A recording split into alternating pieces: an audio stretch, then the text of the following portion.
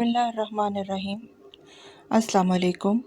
Welcome to Multan Public School and College YouTube channel, Islamiyat class for O-Levels 8. My dear students, hope you are doing well and you must have gone through the previous topic from book and from the notes. Let's proceed. We will continue chapter number 3 and the next topics are discussing a little bit about the youth of Prophet Muhammad Sallallahu Alaihi Wasallam, his activities and his profession during his youth, his interaction with the people around him, which earned him the titles of Sadiq and Amin, and the event of fixing of black stone in the holy building of Kaaba, then his marriage to Hazrat Khadija radhiyallahu ta'ala anha, and the result and significance of the marriage, then his experience of first revelation in Cave Hira, and the reason of his retiring in Cave Hira, which is also called meditation in English, and tahannut, this is the Arabic term. And after that, the significance of this event, his meeting to Warqa bin Nawfal, and his event of his first sight to see an angel, that was Angel Jibreel alayhi salam. And at the end, the mission started. How did he carry out his responsibilities? The preaching started from that time, and the preaching has two major segments. One is private preaching and the other one is public preaching. Let's proceed. As we know that during the young age of Prophet Muhammad SAW, he journeyed several times to Syria, Palestine, Abyssinia, and Iraq. They are different states and countries into different directions of Arabian Peninsula. He also traveled in different parts of Arabia at the age of 25. He was the most traveling young man in Mecca. He had personally observed the poverty, the misery, and all other evils from which their humanity was suffering. He also listened the preachings of the Christian monks and Jewish rabbis. He traded abroad on behalf of the Meccan traders as their agent. Means he was a shepherd as well a tradesman. The fame of the Prophet ﷺ spread throughout the Arabia and everyone got to know about his special attributes. Attributes means his great qualities. And when Khadija radhiyallahu ta'ala anha, who was she, a respectful widow of Mecca, heard about it, she invited him to take charge of her business. After consulting Prophet's uncle, he agreed and went to Syria as an in charge of Hazrat Khadija's business venture or statements. Through his honesty and excellence business skills, he made a huge profit. The amount was so huge that it was beyond the expectations of Hazrat Khadija radhiyallahu ta'ala anha. During this journey, the slave Masra, he was also with him, and who spoke high about the honesty and high values and his trades expertise about the Prophet ﷺ. Khadija was very impressed by his virtuousness and sound character. Although many prominent men from Mecca wanted to marry Hazrat Khadija radhiyallahu ta'ala anha, but she ignored their offers. However, she realized that Prophet Muhammad ﷺ was the one who was the most suitable man for him. So she disclosed the matter to her friend Nafisa, the daughter of Mania, who immediately went to the Prophet ﷺ and forwarded the wish of Hazrat Khadija to him. The Prophet ﷺ agreed and requested his uncle to go to Hazrat Khadija and to inform about the issue. Subsequently, they got married, and the marriage proved to be a very blessed one. Prophet ﷺ always admired Hazrat Khadija's radhiyallahu ta'ala anha's nobility, her patience, her services, her love and dedication for both for her husband and for the cause of Islam. The blessed couple lived a very happy and exemplary life. The Prophet had all the children from Hazrat Khadija radhiyallahu ta'ala anha, two sons, Hazrat Qasim and Hazrat Ibrahim. Unfortunately, both of the sons passed away during their infancy. And this was the time when Abu Lahab, along with his wife, mocked upon Hazrat Muhammad SAW, and this event is witnessed in Surah Lahab of Holy Quran. The history records that the other name of Qasim was Abdullah. The couple had 4 daughters, and the names of those daughters are Hazrat Zainab radhiyallahu ta'ala anha, then Ruqayya radhiyallahu ta'ala anha, then Kulsum radhiyallahu ta'ala anha, and Fatima radhiyallahu ta'ala anha. They are also the great daughters of Prophet Muhammad sallallahu alaihi wasallam. Fixing of Hajr Aswad or Black Stone in 605 AD. In 605 AD, when Muhammad sallallahu alaihi wasallam was almost 35 years old, he experienced something very strange after a long tribal war. The Prophet ﷺ at that age used to visit the Holy Kaaba very oftenly. Kaaba was in a weak state due to the heavy rainfalls and floods around there, and there was a danger that Kaaba might collapse, the building of Kaaba actually. All the tribes of Mecca therefore decided to rebuild the Kaaba. So the Quraysh started rebuilding it. Initially, the Kaaba was a low building of white stones or grayish color, not more than 6.30 meters high, and the roof was even less. So it gave a chance to the thieves who accessed to the treasures placed inside the Kaaba. Means they used to steal some of the valuable treasures, some goods lying inside the Kaaba. And as I told you, that all the evil and corrupt practices which were prevailed in that society were really disliked by the Prophet Sallallahu Alaihi Wasallam. It was also exposed to the varying factors that everybody was afraid that what if they uh, uh, demolish the building of Ali Kaaba and they might receive a divine punishment as the older nations had. But Al-Walid bin al-Mughira al-Makhzumi, he was the father of Hazrat Khalid bin Walid radiallahu ta'ala anhu. He started the work. And seeing that no harm had happened to him, the others participated in demolishing the walls of Kaaba. And they assured that this is a sacred task, this is a good job, that they are repairing and reconstructing the building of Kaaba, and the God of heavens and sky wants it, according to their beliefs, what they thought. The work went on in harmony till the time came to put the sacred black stone, Hajr Aswad, in its proper place. Now, this was the moment when a great conflict among the chiefs and the people, the masses, was about to start, and which could be lasted for many years. But still, this clash continued for 4 to 5 days. Each wanted to have the honor of placing the stone in its right position. Fighting was about to be started when an old man amongst the chief, and history records that his name was Abu Umayyah bin Mughira. He made a proposal which was accepted by all. He said, "Let him who enters the sacred house first of all decide on the point." Incredibly, the Prophet ﷺ was not present at that moment, and it was the will of Allah Almighty that it so happened that Prophet Muhammad ﷺ was the first man to enter the Kaaba the next morning.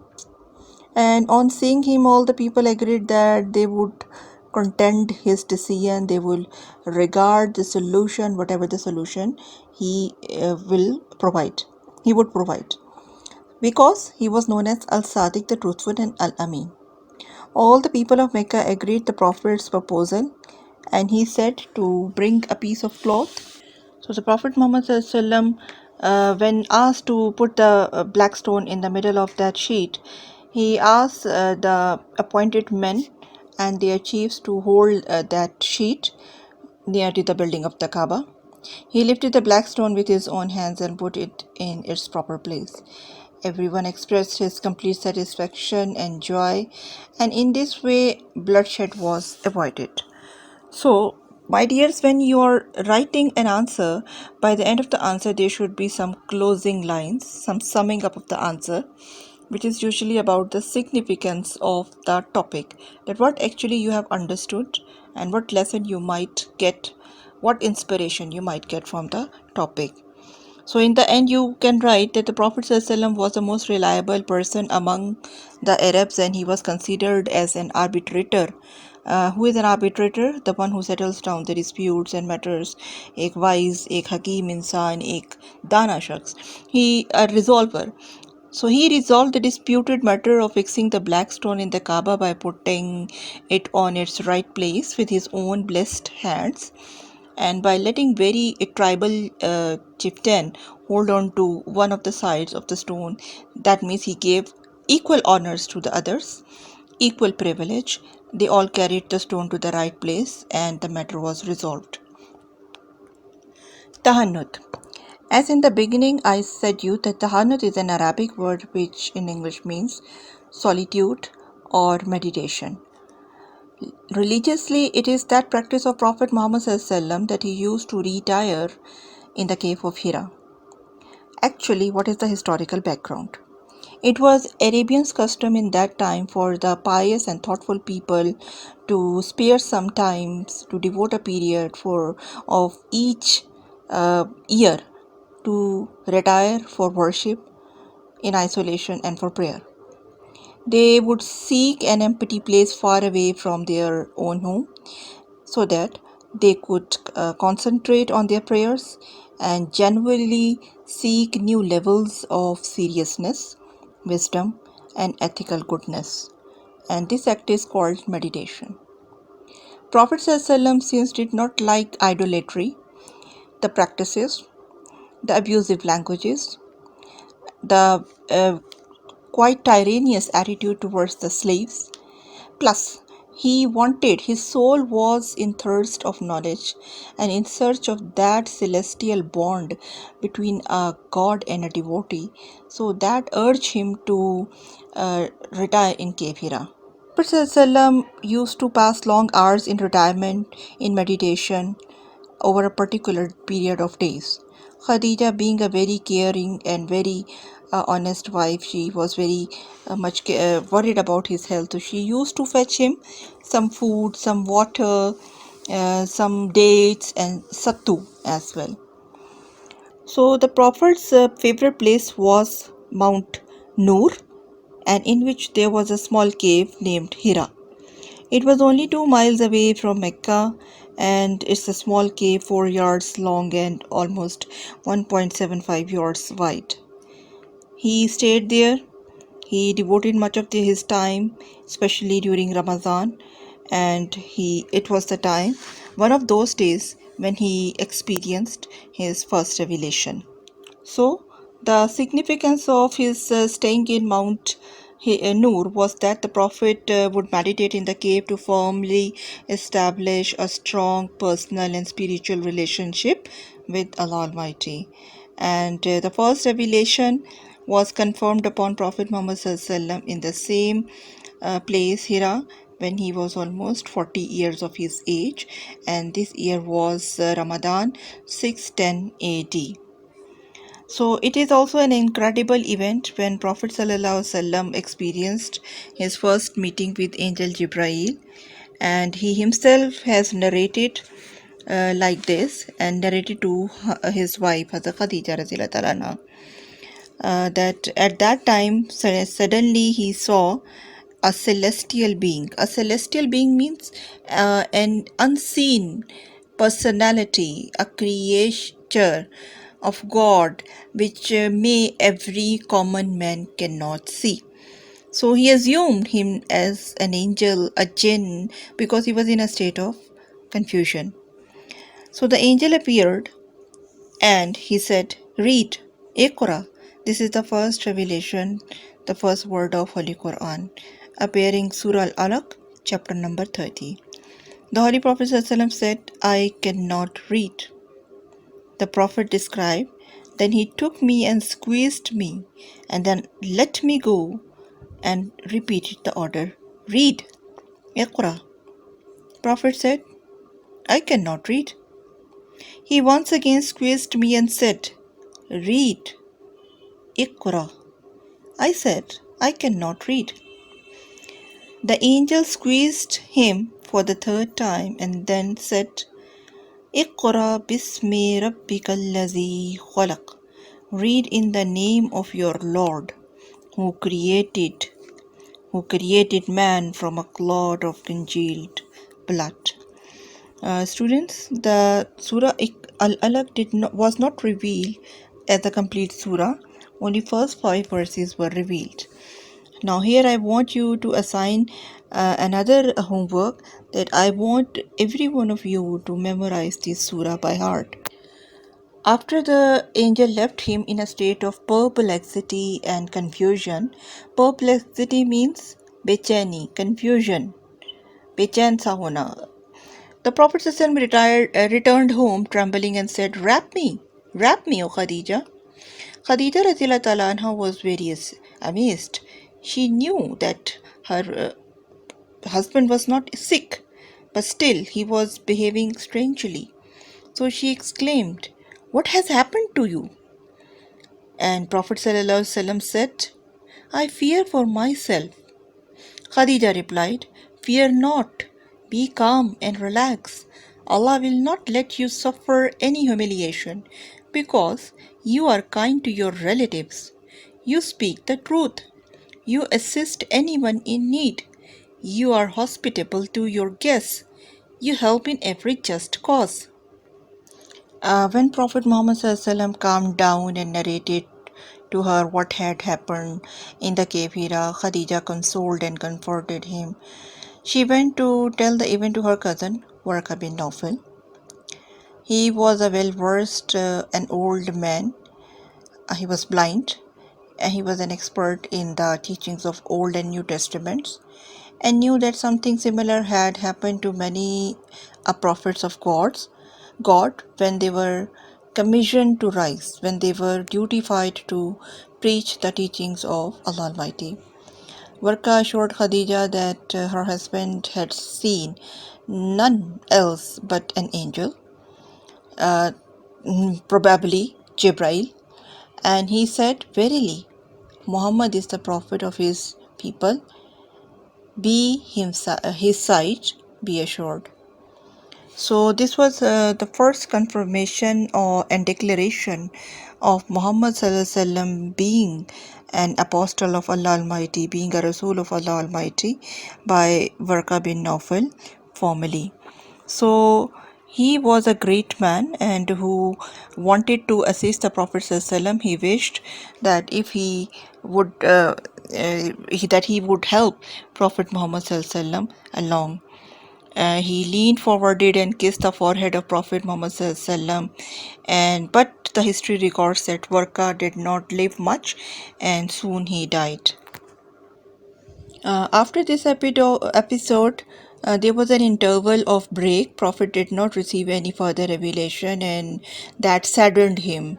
But after almost 6 months, a short break, Prophet ﷺ received another revelation. It was the first verses of Surah Al-Mudassir. Ya ayyuhal mudassir kum al-layla illa qalila. Again, this is a very famous surah of Holy Quran. So thereafter, he started receiving revelation as when Allah deemed it proper, when Allah felt the need to communicate with him. He sent revelations to Angel Jibreel to him. So this process continued for about 23 years till the revelation came in 632 AD. Now, why did I say you 23 years? In the beginning, I said you that Prophet ﷺ, when he was declared as a Rasul, when he was dutified, now this event marked the beginning of Makki life. Makki life means when the Prophet started his mission. So, Prophet after this event stayed in Mecca for 13 years and continued preaching of Islam with his mission. And then the time came when he had to leave his homeland. He migrated to Medina, and the later 11 years of Medina are known as Madni life. So together it is 23 years. So the early, why am I not taking the names of years in Hijra? Because the Hijri calendar was not started then, it started from the year of my creation. Now next comes to the start of the mission. The Prophet ﷺ initially knew that it was not an easy task to convince the people around him to leave the god and goddesses and all the deities and all the idol worshipping and to cancel all kinds of practices and to come towards one God. But surely the truth had to be open. Khadija radiallahu ta'ala anha was the first person to believe in the prophethood of Muhammad sallallahu among the females. The first adult to enter the fold of Islam was Abu Bakr, a great companion of Prophet sallallahu, a childhood dear friend, a great successor of Muhammad sallallahu and the first caliph of Islam. Among the young boys, his cousin Hazrat Ali bin Abi Talib radiallahu anhu was a great person, a great companion. And then Zaid bin Haris. Zaid bin Haris was also among the freed slaves, but Prophet did not treat him like slaves. Rather, he was famous by the name of Zaid bin Muhammad, as Prophet had adopted him like his own son. But soon the revelations came which forbade to change the surname of the children. And the years continued, the mission continued till many of the great names entered into the fold of Islam. You can see the list in the slide as well, like Hazrat Talha radiallahu ta'ala anhu, Hazrat Zubair, Hazrat Usman, Sa'ad bin Abi Waqas, Abdul Rahman bin Auf, Ubaidah bin Jarrah, Bilal bin Rabah, and etc. Then Hazrat Amar radiallahu ta'ala anhu, his parents were also who bore so many hardships and tortures by their masters. Hazrat Sumayya radiallahu ta'ala anha also passed away and she accepted the first martyrdom of Islam. This is the list, and in the next session, my dears, I want you to read the next topics. They are from the pages number 64 to 68, and they speak about the opposition and persecution by the Quraysh. Although since childhood we are being discussing and listening the stories regarding it, but now the level of maturity is increased, and with the help of my lecture and the notes which I'll be sending you soon, we'll be able to attempt a very famous question which CIE gives, that is to discuss the causes of hostility and persecution or opposition by the Quraysh. It has 5 segments. On page 65, religious causes, social causes, moral causes, political causes, and economical causes. I want you to do the reading of these pages, underline the difficult words, and concern a dictionary. Now, at the end, my dears, I'm giving you questions to practice. The first thing which I've elaborated is that whenever you read a topic, whenever you prepare a question, always make up your mind to give a closing smart line and a quotation. That means a reference of the Holy Quran should also be furnished. And the exemplary question is there, that the significance of Cave Hira. Now, how to answer if it is a 4 marks question even, then you have to give a little introduction about what is Cave Hira, where it is situated, who went there, why did he go visit the Cave Hira, what was his activities, what actually happened, and what inspiration do we get. For example, the experience of the cave Hira marks the commencement, the announcement, the beginning of Prophet's mission. And definitely it was the first meeting of Prophet ﷺ with the angel Jibrail. And the cave Hira also witnesses the incredible experience of Prophet in the presence of an unseen being who could be seen by Allah's Prophet and who conveyed God's commandments to him. And this is a place where the foundation of the new faith, that was about Tawheed, oneness of Allah Almighty, and prophethood, the great prophethood of Muhammad SAW and his Khatamun Nabiyyin was actually started. This is the first platform. And experience also gave birth to a new Islamic community, which later on succeeded in spreading the great message of Islam and eternal. and a universal mission which is to be lasted till the last day of this world. And this is not over, it will accompany us all to the next stages of life after the death. According to beliefs of Islam, this has to be reminded many times. The next question has two segments. First segment has 10 marks and then part B has 4 marks. The key points are furnished by me. First question is, give an account of Prophet's first experience of receiving the revelation. When it's a 10 marks question, the examiner is judging your knowledge and your memory and the way you are elaborating an event. Remember, you cannot do any kind of changing or any kind of your own programming and planning with the historical events. The series and symmetry of the events, the decorum of the events, like furnishing a reference, or you're talking about some respected personalities, some heroes of Islam, it has to be considered. The reverences of the personalities, for example, Hazrat Muhammad, then Sallallahu Alaihi Wasallam, or peace be upon him, has to be written essentially. Same is the case with the ladies like Hazrat Khadija, like any of the companion of Prophet ﷺ or the angel. Always use proper pronouns for Allah and the Prophet. A capital H is only always for Allah Almighty, and smaller H is for everybody else. Either it's an angel, a prophet, or else. But I recommend you to avoid the use of pronouns and use the nouns properly to avoid any kind of misunderstanding or confusions. Furnish your answer with at least 2 references.